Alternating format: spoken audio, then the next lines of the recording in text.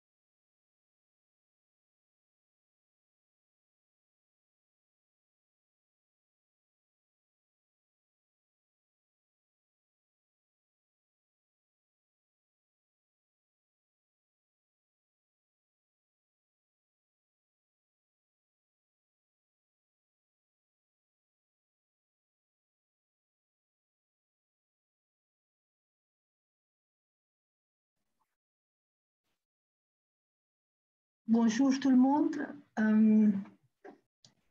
Bonjour à tous et à toutes en Belgique ou ailleurs. Bienvenue à ce webinaire organisé par Hub.brussels New York sur le president Biden's first year in office. Vandaag leggen we de focus op de opportuniteiten en hoe de bedrijven zich het beste voorbereiden op succes in de Verenigde Staten. We hebben eveneens een getuigenis van een Brussels bedrijf die het hier reeds gemaakt heeft.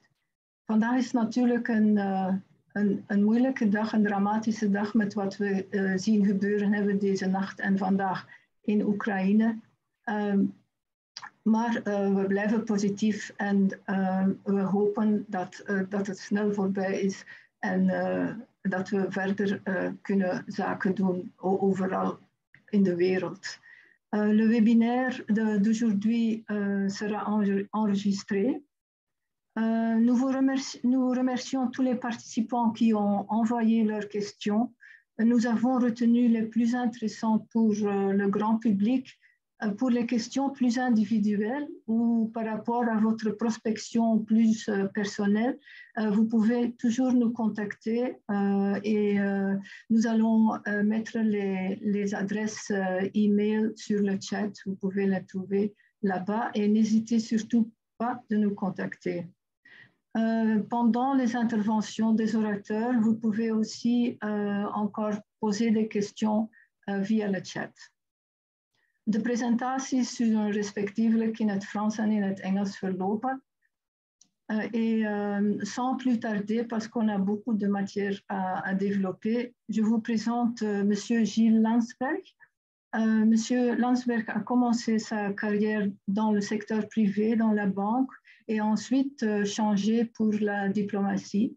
Il a été en poste à Burundi et à Singapour, ainsi qu'à la représentation belge auprès de l'Union européenne. Il est maintenant ministre conseiller à l'ambassade de Belgique à Washington. Monsieur Landsberg, merci d'être notre modérateur aujourd'hui. Je vous passe la parole. Merci Kathleen et merci pour l'invitation et bonjour à tous. Bienvenue au séminaire. On a l'occasion d'avoir aujourd'hui avec nous 3 fins connaisseurs du système américain et de son entrepreneuriat pour nous éclairer sur la première année de l'administration Biden et donc chacun offrira une perspective un peu différente. Nous aurons d'abord Monsieur Aaron Brickman qui présentera les grandes lignes de la politique économique et commerciale de la nouvelle administration. Ensuite, Monsieur Tom Thorelly prodiguera des conseils pratiques sur la manière de faire des affaires aux États-Unis. Et enfin, Monsieur Kobe Rutenberg partagera l'expérience concrète de son entreprise aux États-Unis dans la réalisation de divers projets. Et ensuite, après les 3 présentations, il y aura une séance de questions-réponses. Nous allons démarrer avec Monsieur Brickman, and I will switch to English to present him. Aaron is Executive Vice President at the Global Business Alliance, a major business association in Washington, D.C. He has been successful as an entrepreneur, problem solver, and leader in public and private sector roles with 25 years of experience building and leading investment and trade program in government and beyond.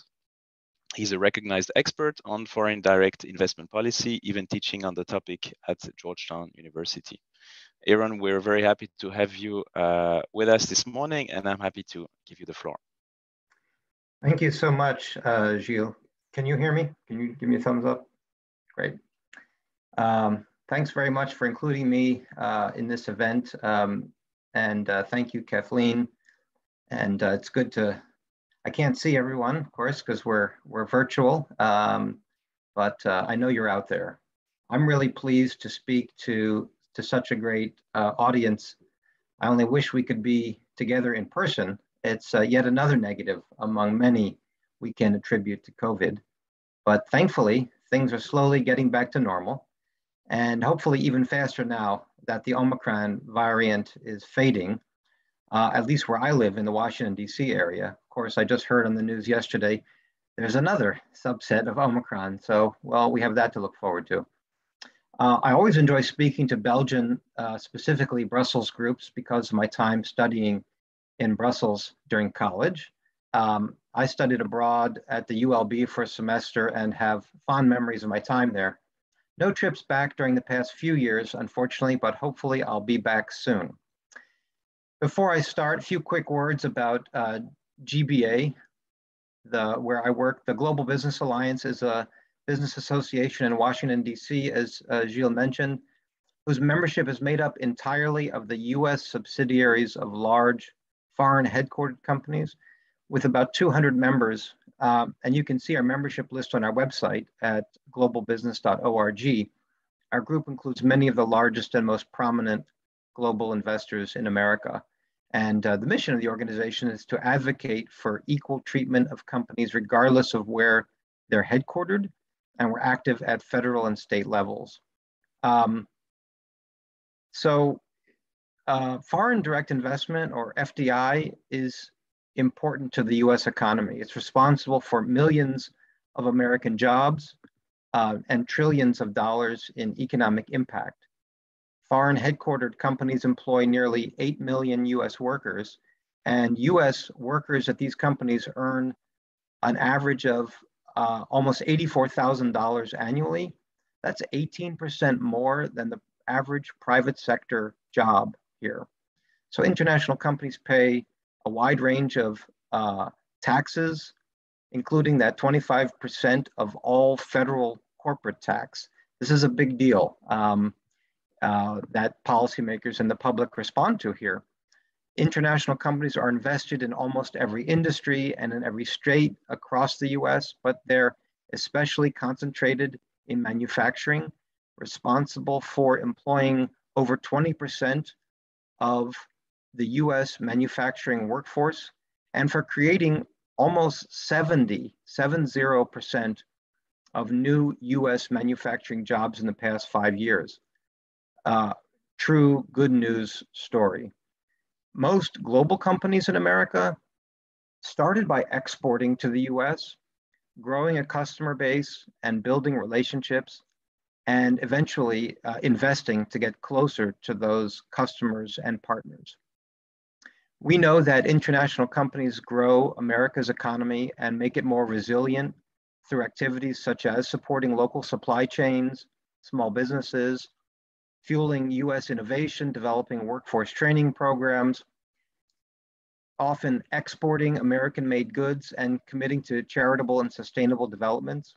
These investments then also mean the international company's home country has a stake in America's success, which in turn supports our economy again. So, Biden administration.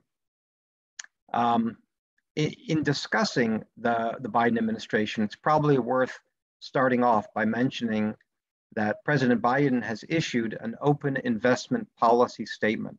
That's probably something none of you, or almost none of you, have heard in the past about, but it's a presidential statement in support of foreign direct investment in the United States. It was, in fact, makes Biden the president who issued such a statement at the earliest point in any administration.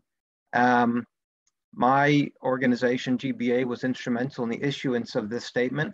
And these statements, which are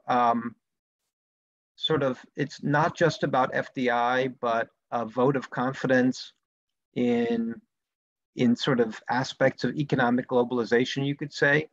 These statements have been issued by each presidency going back to President Carter in the 1970s, with one exception, and that was President Trump, who, despite our urging, declined to do so.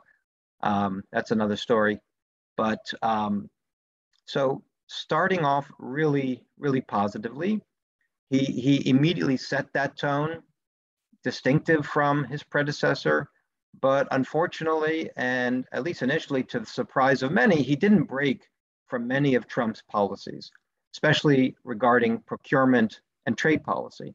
He did take some positive steps, including with regard to the Boeing Airbus dispute, which he put on ice to de-escalate trade policy tension. It wasn't really about Airbus and Boeing so much, but more so about all the other companies whose products were caught up in retaliatory tariffs. On infrastructure, President Biden has championed a once-in-a-generation investment to build American infrastructure. We, of course, know that strong infrastructure is a main driver of FDI. It'll benefit companies seeking to enter the US market. It'll make the country stronger, and it will afford companies already here in the US the ability to compete for massive federal and state infrastructure development and redevelopment projects. On Build Back Better, President Biden's priority legislation is not particularly focused on corporate spending, but rather on housing and many other areas, mostly focused on individuals. You've probably heard about it in the news a lot, just because it has a catchy name, and Build Back Better was part of his campaign rhetoric as well. So it goes back a couple of years. It would be important to companies on the tax policy side, however, specifically two provisions that, in my organization's view, would make the US less competitive and potentially raise the cost of capital. So those are two areas that we are currently advocating on. As an association representing investors and job creators in the US economy, GBA strongly believes the proposed Section 163N limitation would make the US less competitive, less attractive for investment, have unintended consequences, and create an unnecessary additional limitation that would unfairly penalize companies interested in expanding their operations in the US. And we believe it should not be implemented. On the pandemic and Buy America, I want to highlight what my organization's recent inbound investment survey showed. A survey of executives of our member companies. So according to the January 2022 survey, supply chain disruptions are having a greater impact on US operations than the COVID-19 pandemic, with many companies' executives indicating their intent to diversify global supply chains, including to reduce their reliance on Chinese suppliers specifically. GBA members have been overwhelmingly impacted by supply chain disruption, with 67% indicating shortages have had a moderate or significant impact on their US operations. Less than half, 45%, held that view of COVID-19, so quite a stark contrast. More than a quarter, almost 30% of respondents expect to diversify their global supply chains, with 18% indicating plans, as I mentioned, to become less reliant on those Chinese suppliers. This, of course, reflects the supply chain realities, but also the political environment in Washington these days.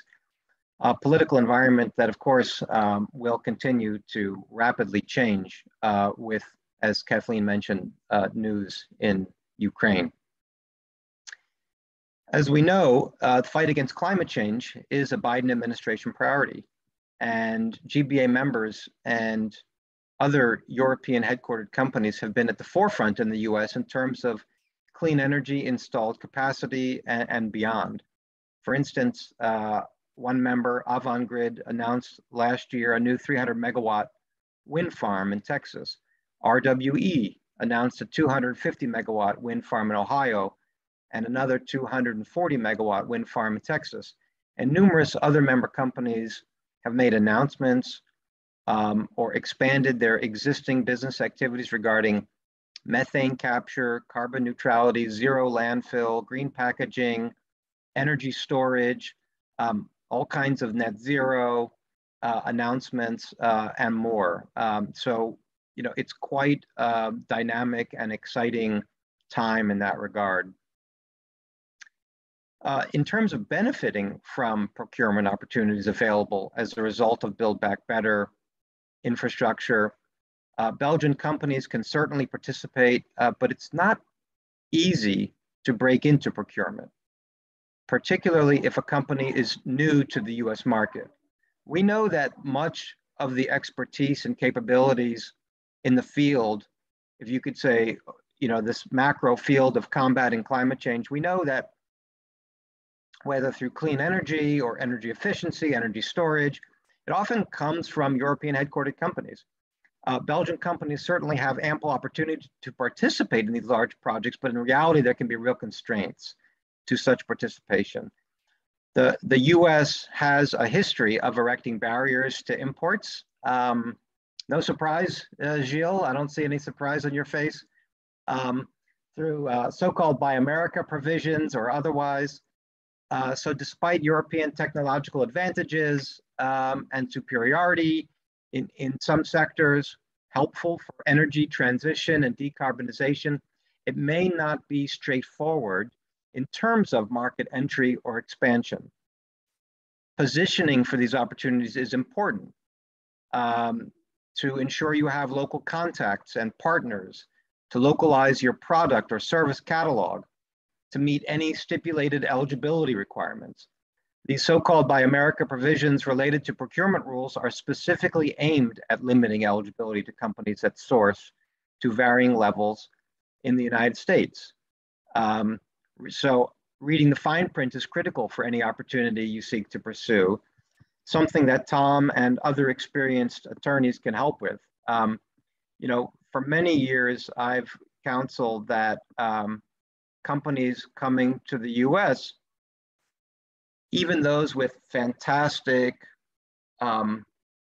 game-changing technologies, are only as can only be as successful as the research that they've done and the localizing that they've done, but also the advisors that they're working with, whether they be government or private sector or mix of both. So I think I've gone on long enough. With that, let me stop here. Thank you for listening, and I look forward to addressing or expanding on any of this during Q&A.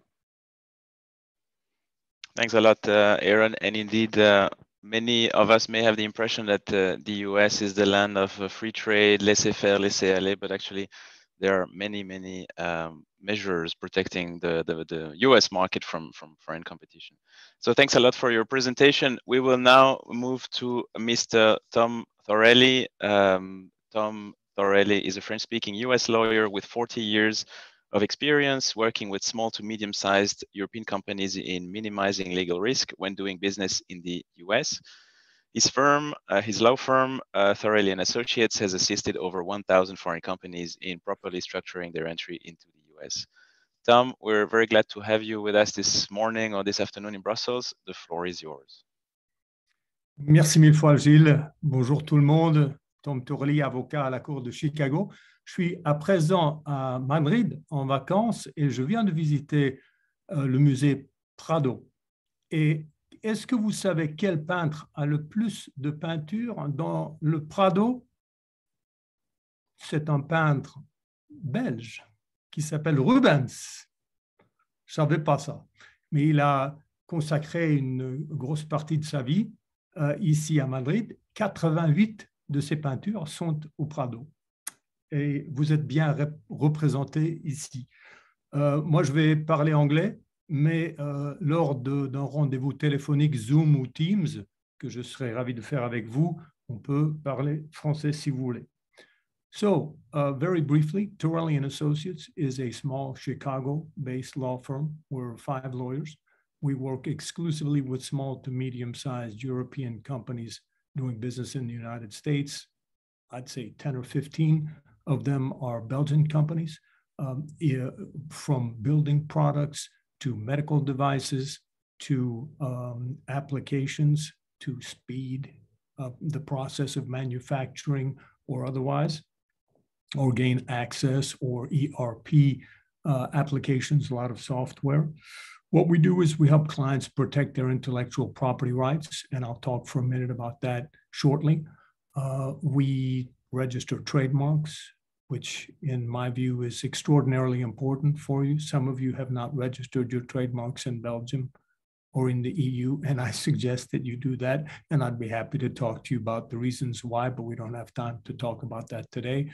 Patents, one of our lawyers is a patent lawyer. Copyrights and confidential information, we'll talk about that here in a minute as well. Contracts, I devote more of my time to helping prepare and negotiate contracts than anything else. Distribution, sales terms, sales contracts, reviewing purchase orders, limited warranties instead of guarantees, sales terms, all kinds of different contracts, employment agreements. Setting up companies. Should we set up a company? We're not even doing business in the United States yet. Why would we want to set up a US company? Well, there may be some good reasons. Aaron was getting closer and closer to saying things like that at the end of his presentation, and I'll talk about that for a minute as well. Immigration. One of our lawyers devotes all of her time to immigration matters. And if you want to do business long-term in the United States, you're going to have to be present in the US, whether it's your people from Belgium or whether it's an American partner. You're going to likely need to have boots on the ground, as we say in the US. Product liability preventive management is another service that we provide, namely what many European companies are afraid of doing business in the United States because of our litigious nature. We file lawsuits a lot faster than anybody else does. But there are steps that can be taken that can reduce the risk of that dramatically, especially if you do it ahead of time. Now let's get straight to business. So yeah, Gilles, don't ever say Tom has 40 years of experience. This is just way too long. Let's say 20 years of experience, okay? 40 just sounds like I should be out to pasture, retired a long time ago. Anyway, I'm going to say something that some of you will say, no. But my first advice is, once you've decided you want to do business in the United States and are prepared to make the commitment to do business in the United States, the first thing you ought to do is to engage a lawyer. There are 900,000 lawyers in the United States. You don't have to engage us, but that's my advice. Talk to a lawyer. Why? Because that's how we use lawyers in the United States. It's the complete flip side of how you use lawyers. Most people outside of the United States use lawyers only once there's a problem. In the United States, we know if we don't get good protection from lawyers before we do business, guess who's going to make all the money when we get into a fight with our partner? It's the lawyers. So you try to reduce the cost of lawyers in the United States by using them when you're starting to do business. Also, why? Because your partners will. Your partners are very smart when it comes to the law in the United States, and you've got to be protected as well. And what do you start with? As I mentioned before, you start with protecting your intellectual property rights. Your NDA, we receive NDAs, non-disclosure agreements, from clients all the time that say, well, we're already protected. There's an NDA in place. And it's a one-way NDA, only protecting the American partner. I mean, it's really, really important for you to be protected, especially since normally our clients are the ones that are disclosing sensitive information. And if you wait until it's too late, well, then there's not much you're going to be able to do in protecting your intellectual property rights. And we're not talking about a lot of money here. You don't need to be afraid of engaging an American lawyer. All we do is work with small firms and they're not used to paying lawyers at all. So talk to us or talk to another firm that you can afford to pay, and then consider whether that should be part of your budget for doing business in the US. Here's another thing, is to consider setting up a US company. Why? Well, especially if you're going to be doing business with governmental entities or trying to gain access to public money in the United States, those entities will feel a lot more comfortable if they're doing business with an American company, even though it may just be a piece of paper that you have created. Yes, it's true. Setting up a US company increases your credibility with potential customers in the United States. And it costs $2,500 to have a company incorporated, all of the documentation done, tax identification number, a company that is clé en main, ready to do business. And it can also help to start creating a buffer or shield for your Belgian company against liability risk in the United States. It creates a clear tax presence in the United States, so you don't have to worry so much about creating a permanent establishment, un établissement stable in the United States. You can get insurance for your activities in the United States. If you set up a US company, you cannot buy insurance in the United States as a foreign company. You have to be an American company to be able to buy insurance. You can buy insurance for the United States in Belgium, but you cannot buy insurance in the United States unless you set up a US company.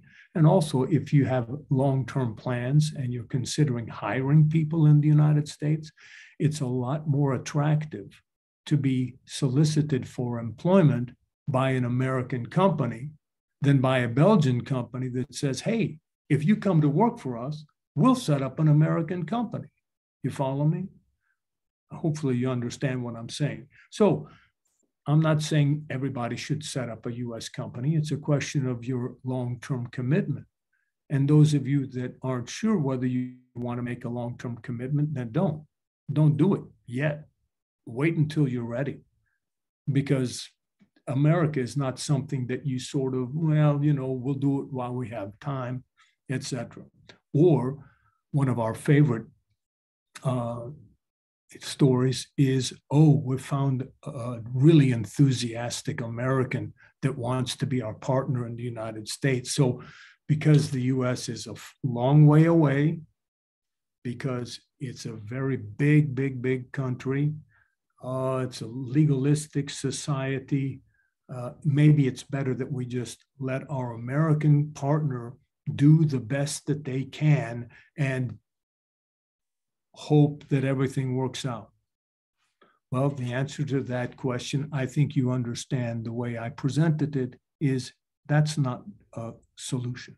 That's not going to work. Let me put it to you this way. If you want to know who's going to be responsible for your long-term success in the United States, the answer is really easy. Go to the mirror. That's the person who's going to be the most responsible for your long-term success in the United States. It's not your US-based partner. It's not even your US-based employees. You've got to be responsible for the results of your activities in the United States. I mean, it's pretty simple and it's logical what I'm saying, but so many people think, oh, it's such a great market, the US, but I just don't have the time. Well, if you just don't have the time or the money, then don't do it. Don't do it. You're going to risk lots of money, lots of time. You may risk your technology. And it's just something that you've got to decide. We're going into the US market to win, not to try. For example, you might say, well, we've got €500,000 that we're going to allocate for our US adventure. And we're going to, you know, when we get close to spending that €500,000, we'll then take a step back, gain some perspective, and decide whether we continue with our adventure or not. I can help you save 500,000 euros because I'm a nice guy.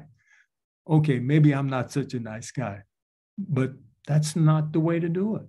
No, you'll spend the 500,000 and then you'll realize, geez, we needed $1 million or we needed less. I don't know. We work with a lot of very small companies that are very, very organized and very, very market savvy. And they take it step by step. They get contracts with their partners in the United States. Please, when you do business in the United States, take charge of preparing the first draft of the contract. That's the only way you're going to be the most protected. Now, of course, if it's a big company, they may issue a purchase order, but have an American lawyer go through the purchase order. We've seen too many companies go out of business because they received a big purchase order for some equipment. They started buying new machines in order to supply the American market, and then the American customer canceled the order. And they said, well, you can't cancel the order.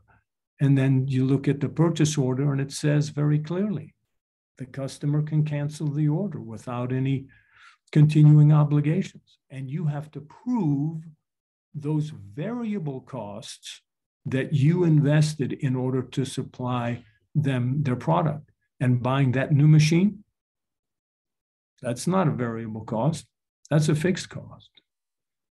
So it's not like, oh, well, then we're not going to do business in the US. Well, no, it's the most lucrative market on the planet.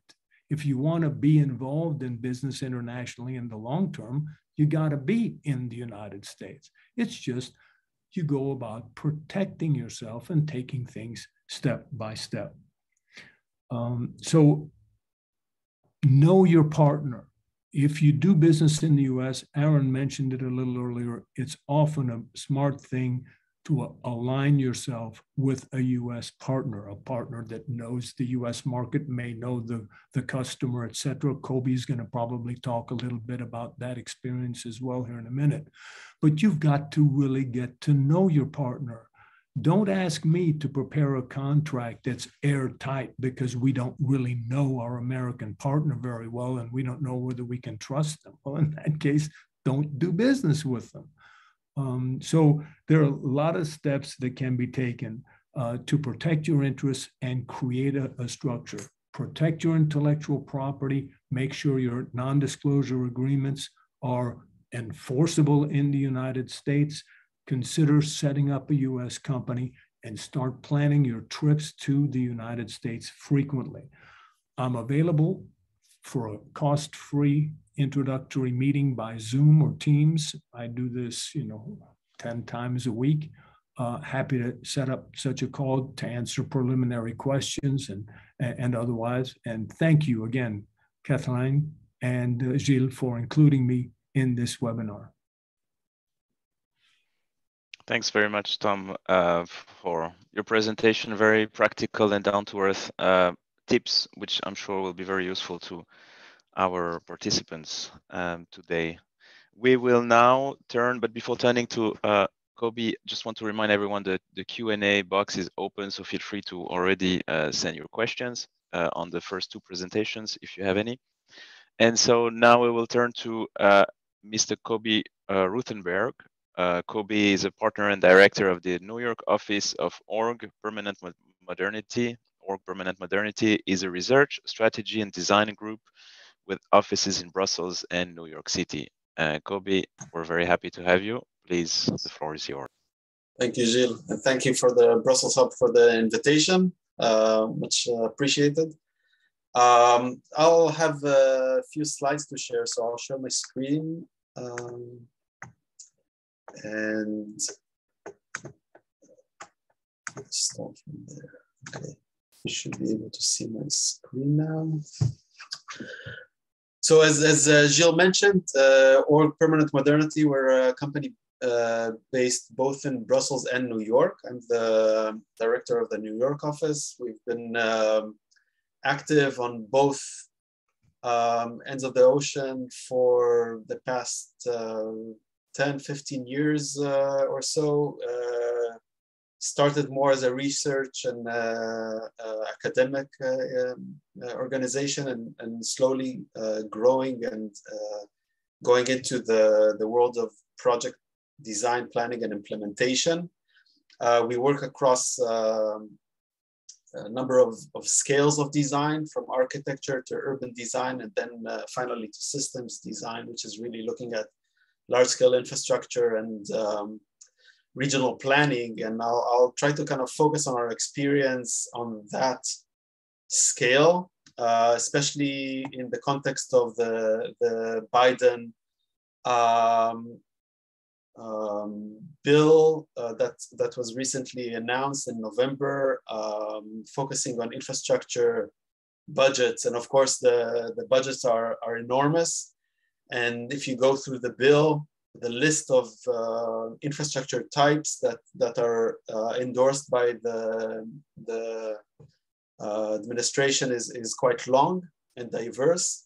So we wanted to share a bit about our experience and kind of how we perceive this list and what it means in terms of projects on the ground, in terms of opportunities for companies to be involved in planning design processes and service providers for infrastructure development.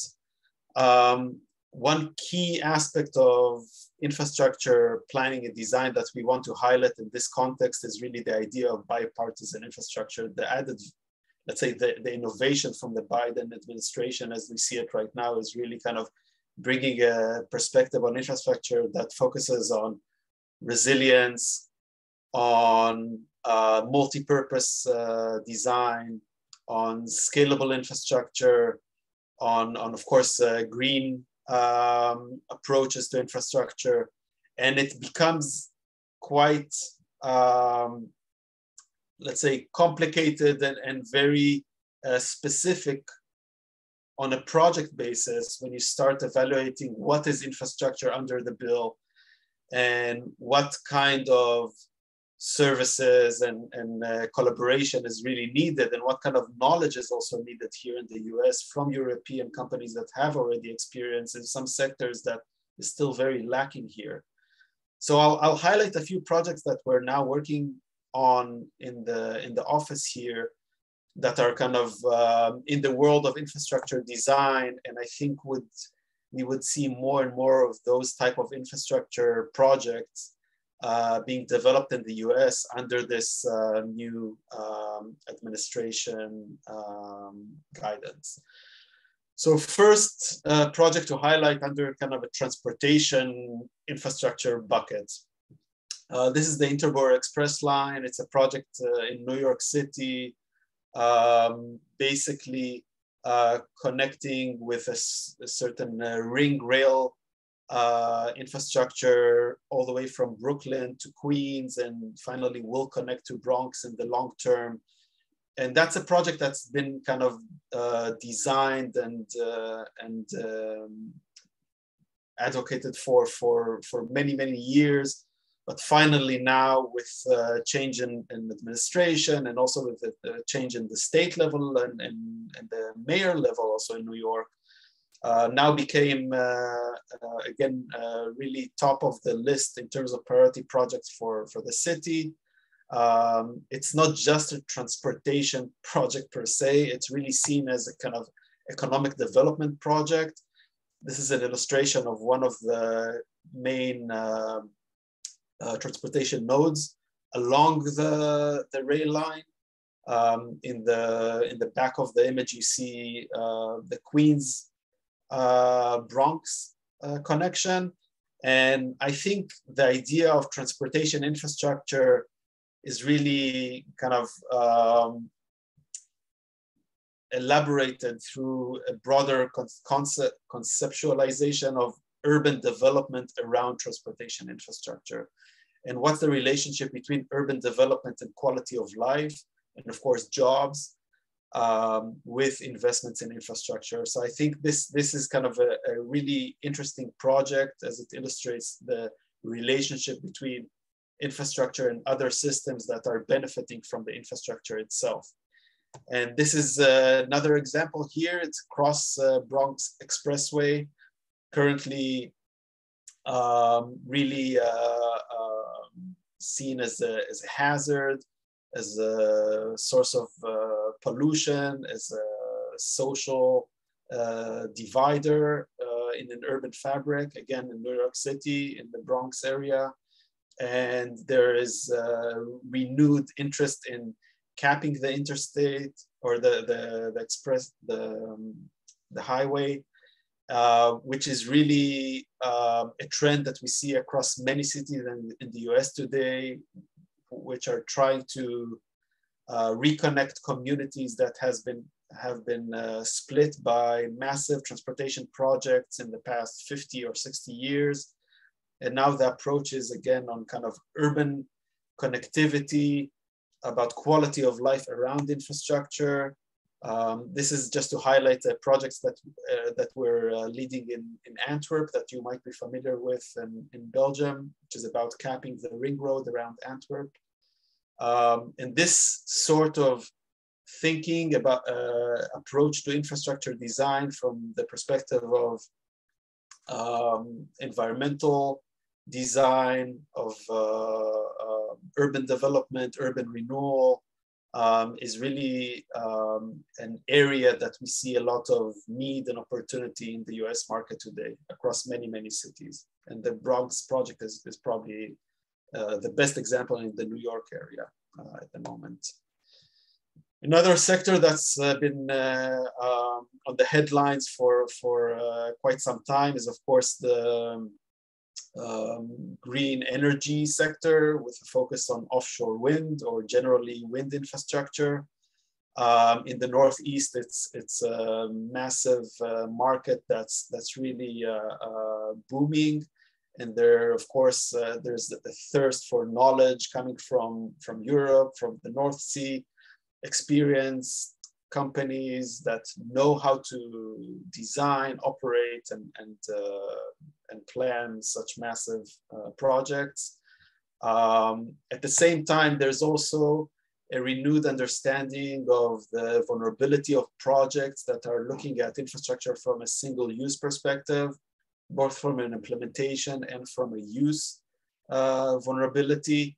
What we're seeing more and more in the North Sea, and we're involved in a number of those projects in the North Sea, which are looking at offshore multi-purpose design, essentially wind farms coupled with hydropower, coupled with port design, coupled with aquaculture and environmental projects in a way that's more holistic and more integrative from a systems perspective, across nationalities, or in the case in the US, across states. This is an area that we see a lot of opportunity, again, for European companies, for Belgian companies with interest in the offshore sector to come and innovate and contribute to the US market. And again, it's of course a market that's really on the top of the agenda for the current administration. The other side of this is, of course, the oil industry that's slowly changing. This is a map showing the oil rig infrastructure currently in place in the Gulf of Mexico. And the number of rigs that are meant to be transitioned or decommissioned in the near future, which is a substantial number. And there's again a quite interesting shift in understanding of offshore infrastructure also in this area, in the Gulf of Mexico. So I wanted to just point to this new approach to decommissioning of old infrastructure. Instead of taking them out of place and recycling material, there's an opportunity for reuse under the renewed understanding of offshore wind opportunities, whether it's wind or hydro or aquaculture, and also for environmental conservation, there are many who argue for conservation of those infrastructures in place and reefing them and treating them as environmental assets. Lastly, I'll just point to another area which is, of course, highly related to the climate change conversation. Flood protection infrastructure, especially in the Northeast, has been perhaps kind of a bit off the headlines in the recent times. But we at ORG, we really remember well the wake-up call that we all experienced in the Northeast about 10 years ago with Hurricane Sandy, and realizing how much investment is really needed in the Northeast for coastal protection against sea level rise and recurring storms.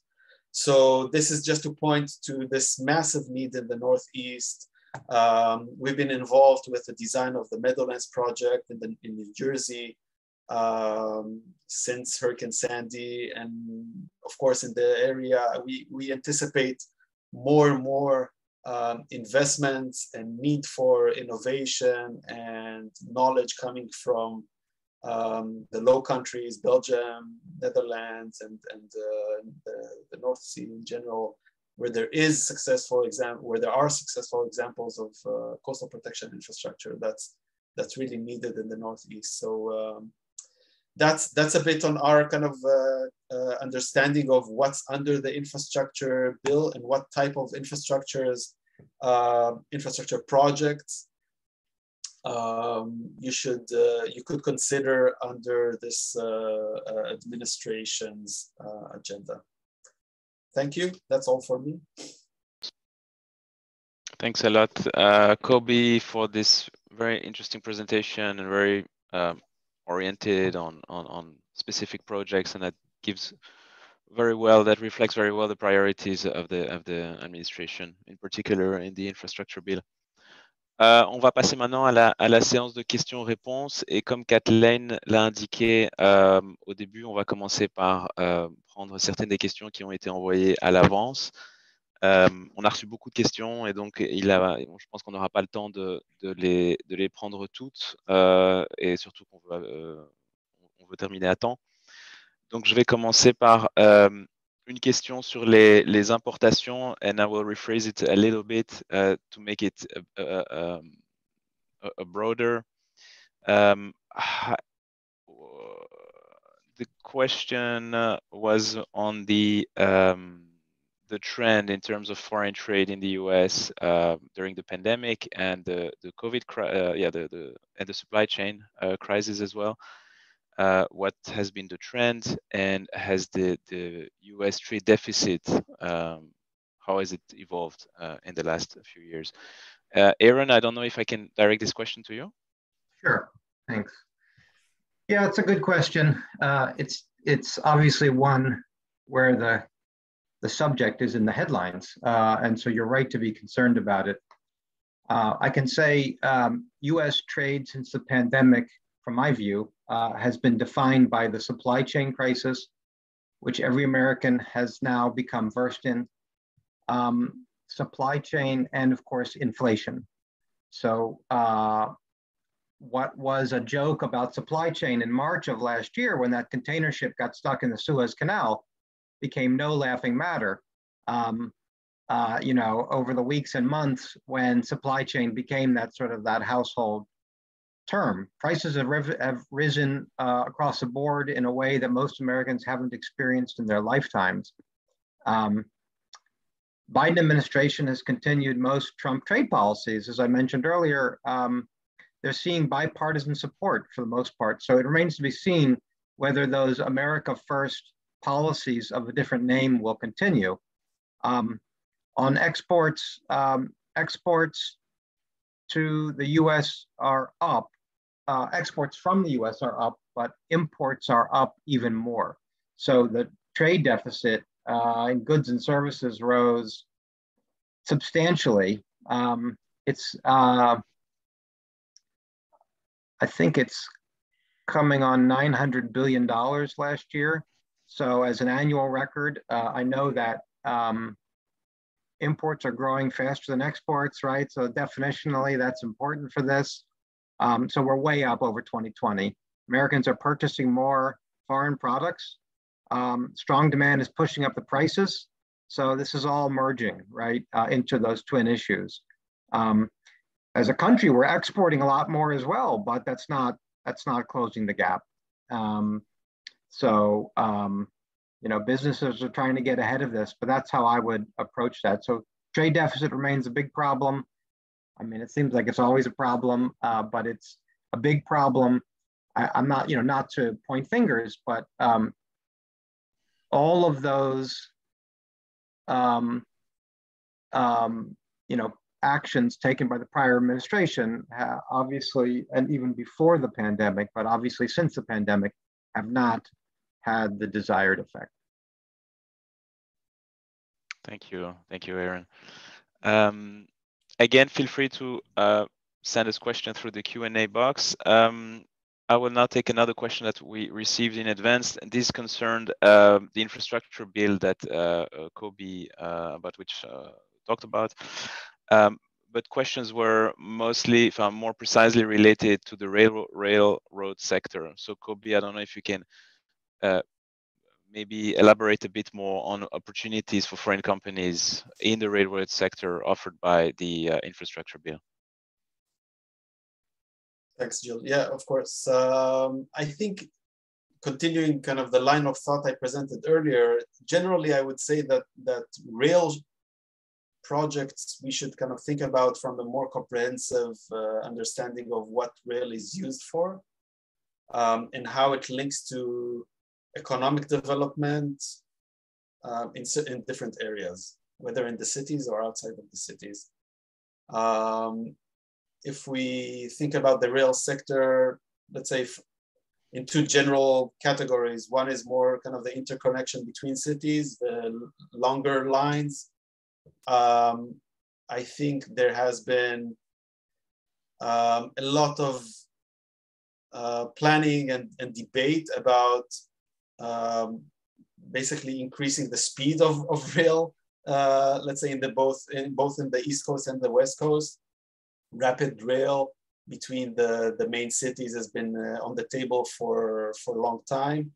And now again, with the Biden administration and new understanding of infrastructure, especially after COVID, where infrastructure became more and more critical for functioning logistics and supply chain movement, and also for new patterns of mobility. I do think there will be a lot of investment in this high-speed rail ideas between the main cities. But at the same time, like what I showed earlier in the interbore project, interbore express line in New York, I think there will be also renewed interest in light rail, inner city rail projects, not necessarily big underground rail lines, but on-grade tram projects or light rail, I think would be projects that we'll see more and more in the near future. So that's generally, let's say, from the rail sector, I can see definitely a lot of investment and interest from government and from state level, federal and state level, to invest in those type of rail projects. Okay, thank you, Kobe. I see that it's 10:55 already. As Kathleen wrote in the chat box, especially to all of you who have specific questions, please reach out to hub.brussels. I will ask a last question that will also give Kathleen the opportunity to close and to conclude the seminar. But first, I want to thank the three panelists for their very interesting and useful presentations today. Thanks for being here with us. So Kathleen, the question we received was about the Belgian economic mission to the US that will happen in June. Question was on the impact, but maybe you can give a little bit more of context and then conclude the seminar. So I'm happy to pass you the floor, Kathleen. Thank you very much, Jill, and thank you to all the speakers. It was really very clear and very interesting. The impact of the Princess mission, of course, it's difficult to say at this point. We will have to do some surveys afterwards to see the real impact. The impact on our work that we can feel every day, of course, that is, it's very high. So if I can give you a little bit information about the Princess mission, it's the biggest mission to the United States for now. It's more than 500 Belgian participants and more than 250 companies. It is happening from the 4th until the 12th of June, and they are visiting in chronological order, starting in Atlanta, and then they come to New York, and then we all go to Boston to finish. There are numerous different sectors that are put in the spotlight for our companies and to showcase the expertise. We work together with all three regions, and every region has some leads on some topics. I'm just going to mention a few sectors that we are working on. It's artificial intelligence, video gaming. We are looking and trying to support a lot of startups, also with trying to attract venture capital for them. And we also do an event in fintech. We try to put in the spotlight women in business and entrepreneurship. We work a lot on sustainability and building efficiency. Logistics are also a topic. Offshore is also mentioned by Kobe with those huge opportunities. Offshore is also in the program, and then especially for Boston, there's a whole program in life sciences and life tech, and also we have quite a few companies in the food sector that are also specifically have a few opportunities to meet with potential buyers.